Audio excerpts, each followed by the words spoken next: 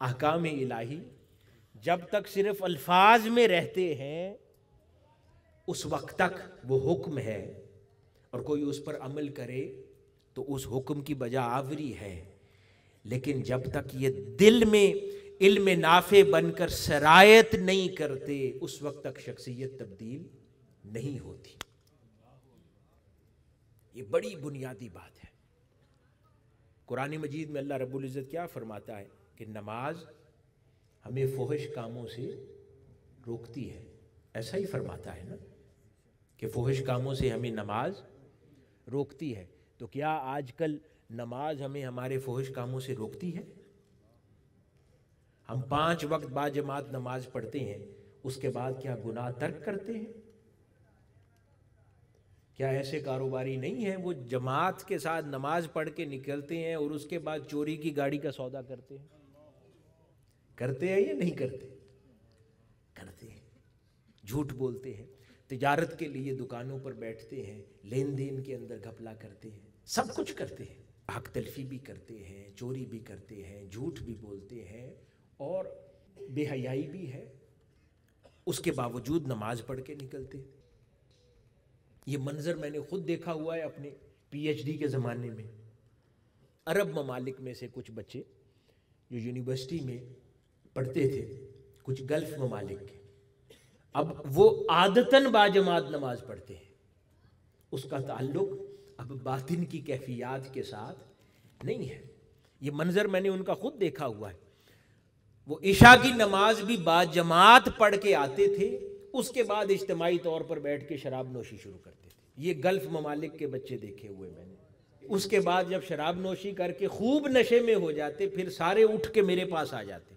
میں اس فلور کے کسی دوسری جانب اپنی پی ایچ ڈی کا میرا آفس تھا، لکھ رہا ہوتا تھا کچھ، میرے پاس آ کر اس کے بعد پھر وہ مجھے کہتے تھے کہ بتاؤ ڈاکٹر حسین میلاد کیوں مناتے ہو، یہ تو غلط ہے۔ یہ میں حقیقی واقعہ سنا رہا ہوں۔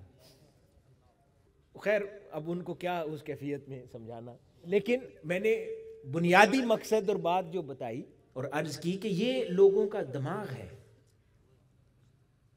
تو نماز وہ عادتاً پڑھتے ہیں لیکن ان کو وہ شراب نوشی سے نہیں روک رہی، ان کو فحش کاموں سے نہیں روکتی۔ اب معاذ اللہ، اللہ پاک کا کلام ہے، اللہ پاک فرماتا ہے نماز تمہیں فحش کاموں سے روکتی ہے، تو پھر یہ کیسے ممکن ہے کہ یہ ورک نہ کرتا ہو؟ تو اس کا مطلب ہے اس کے اندر ایک راز ہے۔ وہ راز کیا ہے؟ جس نماز کی اللہ رب العزت تقاضا فرما رہا ہے، اس کا مطلب ہے ہم ویسی نماز ادا نہیں کرتے، اس لیے ہماری زندگی نہیں بدلتی۔ وہ اخلاص والی، وہ خشوع و خضوع والی، سارے جہاں سے کٹ کر کہ جب انسان بس اسی کا ہو جائے، اس کیفیت کے ساتھ انسان نماز ادا کرے، تو ہاں پھر ایسے لوگوں کی نماز ان کو فحش کاموں سے روکتی ہے۔ جب نماز اس کو سارے جہاں سے کاٹ دے تو پھر فحش کام کہاں بچتے ہیں؟ لیکن کیونکہ ہم نماز میں ساری دنیا کے مسئلے سوچ لیتے ہیں، نماز کے دوران ہی سوچ لیتے ہیں کہ نماز کے بعد اب کیا کرنا ہے، اس کے بعد میں نے جا کے کیا کرنا ہے، اس سے پہلے میں نے کیا کیا۔ کسی سے غصہ ہے تو اس کا خیال بھی آتا ہے، کسی سے محبت ہے تو اس کا خیال بھی آ جاتا ہے، ہر طرح کی باتیں سوچ لیتے ہیں۔ کھانا اس کے بعد میں نے کیا کھانا ہے اور کہاں سے کھانا ہے، اس کا خیال بھی نماز میں آتا ہے، جس کا نتیجہ یہ ہے کہ اس سے کوئی فرق نہیں پڑتا، ہمیں نہیں روکتے۔ کیوں؟ کیونکہ جو اعمال صالحہ ہیں جب ان کو خشوع و خضوع سے اور اس کے جو تقاضا اور درجہ ہے اس کے مطابق ان کی ادائیگی نہ کی جائے تو وہ نور پیدا نہیں کرتے۔ جیسے انسان کا جسم ہے نا، انسان کا جسم ایک ظاہر ہے، یہ گوشت پوست کا انسان ہے، ایک اس کا باطن ہے۔ باطن کیا ہے؟ روح ہے۔ ظاہر جسم ہے اور باطن روح ہے۔ اسی طرح اعمال کا بھی ایک ظاہر ہے اور ایک باطن ہے۔ اعمال کا ظاہر اجر ہے، ثواب ہے جو فرشتے لکھ لیتے، اور اعمال کا باطن نور ہے جو اس عمل کی کامل انجام دہی کے نتیجے میں ہمارے باطن میں پیدا ہوتا ہے۔ ثواب شخصیت نہیں بدلتا.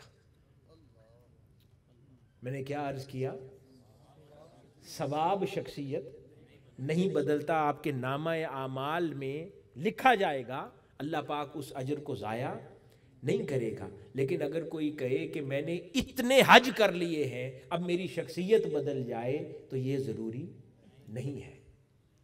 میں نے اتنے اعتکاف بیٹھ لیے ہیں اب میری شخصیت بدل جائے، یہ ضروری نہیں ہے. کیونکہ شخصیت اجر و ثواب کا جمع ہو جانا نہیں بدلتا.